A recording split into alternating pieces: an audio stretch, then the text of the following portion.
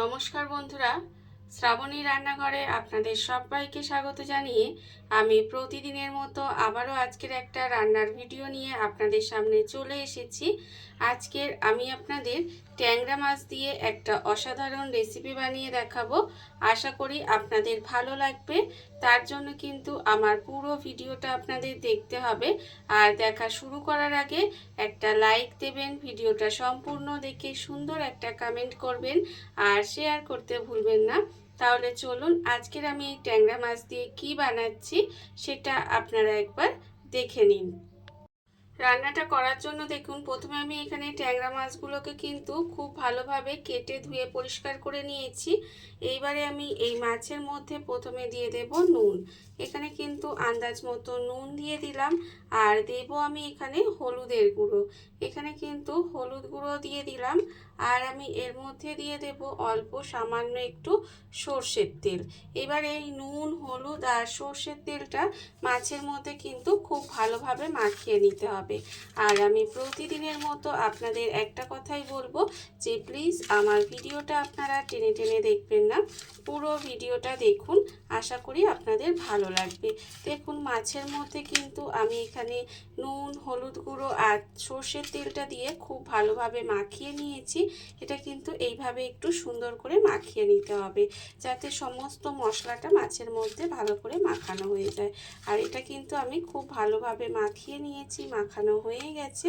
এবারে এটাকে আমি এইভাবে 10 মিনিট মতো রেখে দেব। এটাকে কিন্তু মাছের নুন হলুদটা মাখিয়ে এইভাবে আমি 10 মিনিট রেখে দেব। তবে আপনাদের হাতে সময় থাকলে এটা কিন্তু এইভাবে আধ ঘন্টার মতো রেখে দিতে পারেন। এবারে দেখুন এইদিকে মাছটা আমি এইভাবে 10 মিনিট রেখে দিয়েছি। 10 মিনিট আমার হয়ে গেছে। আর অন্যদিকে দেখুন গ্যাসটা অন করে একটা কড়া বসিয়ে দিয়েছি। এইবারে আমি কড়ার মধ্যে দিয়ে দিচ্ছি, কড়াই আমি কিছুই দিইনি, প্রথমে দিয়ে দিলাম দুটো শুকনো লঙ্কা। আর দেব আমি এখানে অল্প একটু কালো জিরে। এখানে কিন্তু কালো জিরে আর শুকনো লঙ্কাটা দিয়ে এইভাবে শুকনো খোলায় কিন্তু একটু ভেজে নেব। এটাকে কিন্তু শুকনো খোলায় একটু ভেজে নিতে হবে। আর আমার চ্যানেলের নতুন বন্ধু, পুরনো বন্ধু সবাইকেই বলছি আমার তরফ থেকে অনেক অনেক ভালোবাসা। নতুন বন্ধুদের বলবো যদি আমার চ্যানেলটা সাবস্ক্রাইব করেন তাহলে পাশে থাকা বেল বাটনটা অবশ্যই প্রেস করে দেবেন যাতে আমি যখনই কোনো নিত্য নতুন ভিডিও আপলোড করব সবার প্রথমে আপনাদের কাছে নোটিফিকেশান চলে যাবে এবং আপনারা আপনাদের সময় মতো ভিডিওটা দেখে নিতে পারবেন। আর পুরনো বন্ধুদের বলবো এইভাবে আমার পাশে থাকার জন্য, আমাকে এগিয়ে যেতে সাহায্য করার জন্য আপনাদের অসংখ্য অসংখ্য ধন্যবাদ। দেখুন এই যে কালো জিরা আর শুকনো লঙ্কাটা দিয়েছি, এটা কিন্তু গ্যাসটাকে একেবারে লোতে দিয়ে দেবেন, দিয়ে শুকনো খোলায় এটাকে কিন্তু খুব ভালোভাবে ভেজে নিতে হবে। এটা কিন্তু অবশ্যই সুন্দর করে ভেজে নেবেন যাতে পুড়ে না যায় অথচ মুচমুচে করে একটু ভাজা হয়ে যায়, এটা কিন্তু লক্ষ্য রাখতে হবে। আর এই মশলাটা দিয়েই কিন্তু রান্নাটা আমি করব। খুব বেশি উপকরণ কিন্তু এই রান্নায় লাগে না আর খুব বেশি সময়ও লাগে না, খুব তাড়াতাড়ি হয়ে যায় আর খেতে কিন্তু ভীষণই সুন্দর হয়। যে কোনো দিন আপনারা কিন্তু এইভাবে এই ট্যাংরা মাছের রেসিপিটা বাড়িতে বানিয়ে দেখতে পারেন। আশা করব আপনাদেরও ভীষণ ভীষণ ভালো লাগবে। একই রকম ট্যাংরা মাছ না খেয়ে একটু যদি অন্য রকমভাবে রান্না করা যায় তাহলে মনে হয় আমাদের সবারই ভালো লাগে এবং আমাদের পরিবারেরও সবার ভালো লাগে। দেখুন এবার কিন্তু এইটা আমার প্রায় ভাজা হয়ে এসেছে। এটা আরেকটু সময় একটু ভেজে নেব, মানে লঙ্কাটা ভাজতে একটু সময় লাগে, সেই ততক্ষণ পর্যন্ত কিন্তু একটু সময় নিয়ে এই লঙ্কাটা কালো জিরেটা একটু ভেজে নিতে হবে। শুকনো লঙ্কা আর কালো জিরেটা এখানে ভাজা হয়ে গেছে আর এর থেকে আমি কিন্তু বেশি ভাজবো না। এবারে এটাকে আমি আলাদা করে তুলে রেখে দেব। এটা কিন্তু আলাদা করে তুলে রেখে দিতে হবে। কালো জিরা আর শুকনো লঙ্কাটা আলাদা করে তুলে রেখে দিয়েছি। এবারে এই তেলের মধ্যে আমি কড়ার মধ্যে আমি কিন্তু এবারে সর্ষের তেল দিয়ে দিচ্ছি। কড়ার মধ্যে সর্ষের তেল দিয়ে দিলাম, দিয়ে এবার তেলটাকে খুব ভালোভাবে গরম করে নেব। তেলটা কিন্তু খুব ভালোভাবে প্রথমে গরম করে নিতে হবে। তেলটা আমার এখানে গরম হয়ে গেছে, তেলটা আমি এখানে গরম করে নিয়েছি ভালো করে। এইবারে আমি এর মধ্যে দিয়ে দেব একদম অল্প একটুখানি, মানে 2-4 দানা মতো কালো জিরে ফোড়ন দিলাম। কালো জিরে ফোড়ন দিয়ে ফোড়নটাকে একটু ভেজে নেব। আর যখন ভাজা হয়ে যাবে তখন কিন্তু এর মধ্যে দিয়ে দেব এই যে ট্যাংরা মাছগুলো। ট্যাংরা মাছগুলো কিন্তু একে একে এর মধ্যে আমি দিয়ে দেব। সব কটা ট্যাংরা মাছ কিন্তু এইভাবে একে একে আমি এতে দিয়ে দিচ্ছি।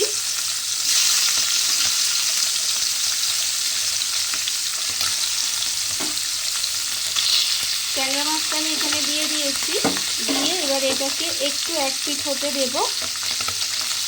এক পিঠ একটু লাল হয়ে গেলে কিন্তু এটাকে উল্টিয়ে দেব। মাছটার কিন্তু একটা পিঠ হয়ে গেছে, এবার মাছটাকে এইভাবে আস্তে আস্তে মাছগুলোকে উল্টিয়ে দেব। খুব বেশি যে একেবারে লাল লাল করে এই রান্নার ক্ষেত্রে ভাজতে হবে তা কিন্তু নয়, ভীষণই সহজ এই রান্নাটা। যদি হাতে সময় কম থাকে তাহলে কিন্তু আপনারা খুব সহজে খুব তাড়াতাড়ি এই রান্নাটা বানিয়ে নিতে পারেন, খেতে কিন্তু ভীষণই ভালো লাগবে। দেখুন আমি কিন্তু একটা একটা করে মাছ এইভাবে একটু উল্টিয়ে দিচ্ছি, আর মাছগুলোকে একটু এইভাবে একটু উল্টিয়ে দিতে হবে। উল্টিয়ে দিয়ে এটা কিন্তু আর এক পিঠটাও আমি একটুখানি এইভাবে রেখে দেব, যাতে অন্য পিঠটাও একটু ভাজা হয়ে যায়। মানে আপনারা দেখে হয়তো বুঝতে পারছেন যে কিন্তু খুব যে আমি লাল লাল করে ভেজেছি তা না, একটু হালকা করে মাছটাকে এপিট ওপিট করে একটু এইভাবে রান্না করে নিয়েছি। মাছটার আরেকটা পিঠ যে আমি হতে দিয়েছিলাম সেটাও কিন্তু হয়ে গেছে, দেখুন দেখতেই পাচ্ছেন। এইবারে আমি এর মধ্যে দিয়ে দেব পেঁয়াজ কুচি। আমি প্রথমেই বলেছি যে ভীষণই সহজ একটা রান্না, খুব তাড়াতাড়ি হয়ে যায় আর খেতেও কিন্তু ভীষণ ভালো লাগে। একটা একটু মাঝারি সাইজের পেঁয়াজকে আমি এইভাবে একটু সরু সরু করে কেটে রেখেছি, আর সেই পেঁয়াজটাকে কিন্তু হাত দিয়ে একটু এইভাবে ভেঙে ভেঙে দিচ্ছি। এতে কি হবে, পেঁয়াজটা একটু এইভাবে ভেঙে দিতে হবে এই রান্নার ক্ষেত্রে। দেখুন আমি এখানে পেঁয়াজটা দিয়ে দিলাম, আর দেবো আমি এখানে আলু।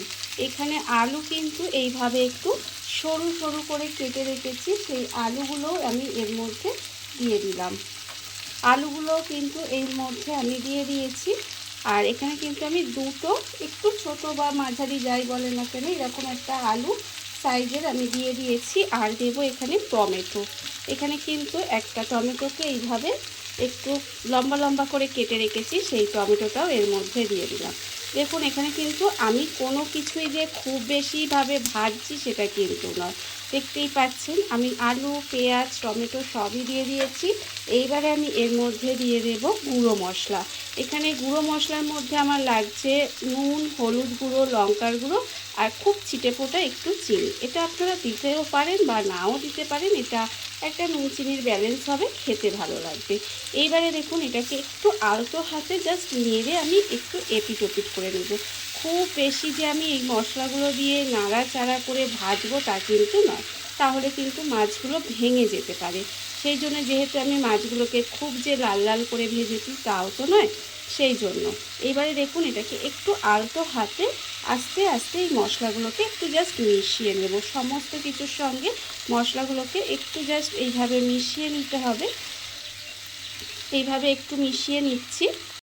সমস্ত কিছু কিন্তু একটু আলতো হাতে আমি একটু মিশিয়ে নিয়েছি, দেখতে পাচ্ছেন খুব বেশি ঘাটাঘাটি করিনি, মেশানো হয়ে গেছে। এবার আমি এর মধ্যে দিয়ে দেব জল। এখানে কিন্তু পরিমাণ মতো জল দিয়ে দিতে হবে, যাতে মাছ আলু খুব ভালোভাবে সেদ্ধ হয়ে যায়। খুব বেশি কিন্তু জল দেব না, এটা একটু মাখো মাখো হবে, খুব বেশি পাতলা ঝোল কিন্তু হবে না। দেখুন এবার এটাকে আলতো করে মিশিয়ে দিলাম, মিশিয়ে দিয়ে এটাকে ঢাকা দিয়ে কিছুক্ষণ রান্না হতে দেব, যাতে মাছ আলু সমস্ত কিছু খুব ভালোভাবে সেদ্ধ হয়ে যায়। এইভাবে কিন্তু ঢাকা দিয়ে এটাকে একটু রান্না করে নেব। আর এটা যতক্ষণ রান্না হচ্ছে ততক্ষণ দেখুন আমি কিন্তু অন্যদিকে যে এখানে শুকনো লঙ্কা আর কালো জিরেটা এখানে ভেজে রেখেছিলাম সেটা কিন্তু শিলপাটায় বেটে নেব। যেহেতু এটা হচ্ছে খুব কম মশলা, মিক্সিতে দিয়ে ঠিকঠাক বাটা যাবে না, সেই জন্য আমি এটা শিলে বেটে নিচ্ছি, তবে আপনারা চাইলে এটা মিক্সিতেও বেটে নিতে পারেন। এবারে দেখুন এটাকে আমি শিলে বেটে নিয়ে তারপরে আবারও আপনাদের সামনে ফেরত আসছি। মশলাটা আমি এখানে শিলে বেটে নিয়েছি, মশলাটা বাটা হয়ে গেছে। আর অন্যদিকে দেখুন এটা যে আমি ঢাকা দিয়ে একটু রান্না হতে দিয়েছিলাম এটাও কিন্তু আমার হয়ে এসেছে। আমি ঢাকাটা খুলে একটু দেখে নিয়েছিলাম, দেখুন আমি আপনাদেরও দেখাচ্ছি। এখানে কিন্তু আলু আমার সেদ্ধ হয়ে গেছে। আর মাছটাও সিদ্ধ হয়ে গেছে, সমস্ত কিছুই কিন্তু এখানে সেদ্ধ হয়ে গেছে। এইবারে দেখুন যে মশলাটা আমি এখানে বেটে রেখেছিলাম সেই মশলাটা কিন্তু এর ওপর থেকে দিয়ে দেব। খুব বেশি এই গরমে রিচ রান্না নয়, অথচ টেস্টি রান্না। খুব হালকা উপকরণে কম উপকরণে হালকা মশলায় কিন্তু ভীষণই সুস্বাদু একটা রান্না, যেটা কিন্তু খেতে ভীষণই ভালো লাগে আর এই গরমের পক্ষে একেবারে পারফেক্ট রান্না। দেখুন এখানে কিন্তু মশলাটা দিয়ে আমি একটু জাস্ট মিশিয়ে নিচ্ছি। মিশিয়ে নিয়ে গ্যাসটা অফ করে দেব। এরকম একটু মাখো মাখোই রাখবো। গ্যাসটা অফ করে কিছুক্ষণ ঢাকা দিয়ে রেখে দেব। তারপরে আপনাদের পরিবেশন করে দেখাবো ঠিক কেমন হলো। দেখুন আমি কিন্তু গ্যাসটা অফ করে দিলাম, দিয়ে এবারে এটাকে ঢাকা দিয়ে রেখে দেব। তারপরে আপনাদের পরিবেশন করে দেখাবো ঠিক কেমন হলো। দেখুন বন্ধুরা, বাড়িতে থাকা কত অল্প উপকরণে কত অল্প সময় কত সুন্দর একটা ট্যাংরা মাছের রেসিপি তৈরি হয়ে গেছে, আপনারা দেখতেই পেলেন। আর এটা কিন্তু খেতে ভীষণ সুন্দর হয়। এইভাবে আপনারাও একদিন হলেও বাড়িতে বানিয়ে দেখতে পারেন। আর এই ভিডিওটা যদি আপনাদের ভালো লেগে থাকে, আপনারা আমার চ্যানেলটা সাবস্ক্রাইব করে এইভাবে আমার পাশে থেকে যেতে পারেন। তাহলে চলুন আজকের ভিডিওটা এই পর্যন্তই। নমস্কার।